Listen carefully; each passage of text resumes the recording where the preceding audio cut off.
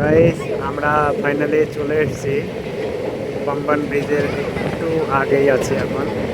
আর সামনেই একটুখানি পরেই 2 কিলোমিটার পরে আমাদের পাম্বান ব্রিজ। ঠিক আছে, পাম্বান স্টেশন আসবে, এক্ষুনি চলে আসবে পাম্বান স্টেশন, তারপরে পাম্বান ব্রিজ। দেখো দূরেই দেখা যাচ্ছে সমুদ্রের জলরাশি, অদূরে দেখো।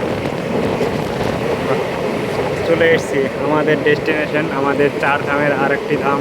একটু পরেই আমরা চলে যাব, সেই তোমাদের দেখাবো, অবশ্যই দেখাবো। এই দেখো সমুদ্র, এবারটা এই সমুদ্রের এখন দুপাশেই সমুদ্র। এই সমুদ্রের দুপাশ দিয়ে আমাদের রেল সেতু যাচ্ছে। এরপরে আসবে পাম্বান স্টেশন। ওই পাম্বান স্টেশনের পরেই চলে আসবে পাম্বান ব্রিজ। আর পাম্বান ব্রিজটা পার হলেই আমরা চলে যাব সেই আমাদের রামেশ্বরম, রাম সেতু, রামেশ্বরম, ধনুষকুটি, একবারে সমস্ত জায়গা তোমাদেরকে ঘুরে দেখাবো। দেখো সমুদ্র, শুধু সমুদ্র, এর শেষ কোথায়? আর এইখানে আছে আমাদের দুটি সাগর। ঠিক আছে, এই একটা এদিকে আছে বঙ্গোপমহাসাগর, আর একটা আছে ভারত মহাসাগর।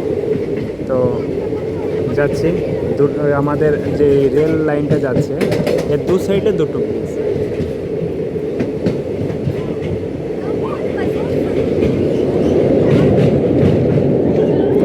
চলে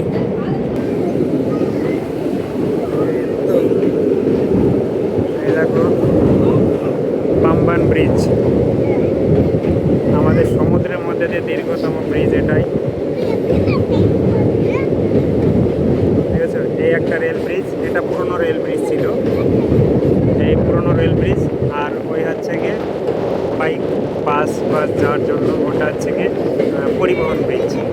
আর এটা দুটো আছে রেল ব্রিজ, এটা নতুন আর ওটা আছে পুরনো। পুরোনোটা অনেক খারাপ হয়ে গেছে, সেই জন্য ওটা এখন বাদ হয়ে গেছে।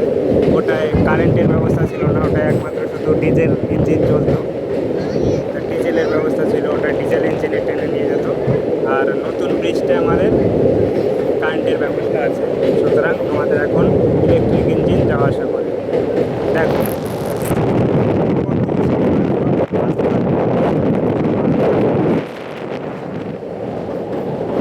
আমাদের দুপাশে দুটো নদী, বঙ্গোপসাগর আছে, একটা ভারত মহাসাগর আর একটা বঙ্গোপসাগর।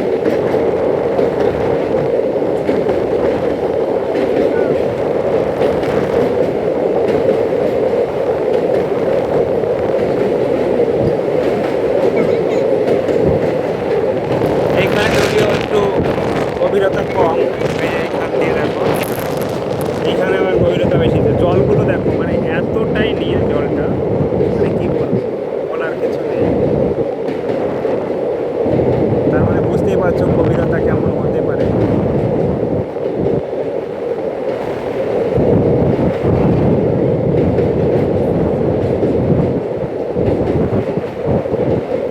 আর এটা হচ্ছে গিয়ে ঝুলন্ত ব্রিজ, এটা হচ্ছে ঝুলন্ত ব্রিজ ছিল আগে, এটা তো। আর এটা হচ্ছে লিফটের ব্যবস্থা আছে, দেখো এখান দিয়ে জাহাজ পার হয় তখন লিফটের মাধ্যমে।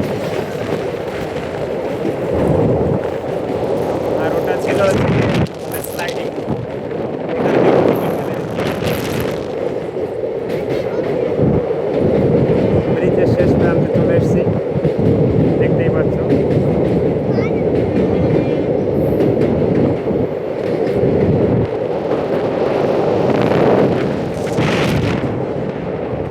এই দেখো এতটা আমরা চলে এসেছি। তো ফাইনালি আমরা চলে আসলাম রামেশ্বরম, ধনুষকুটি, বাস।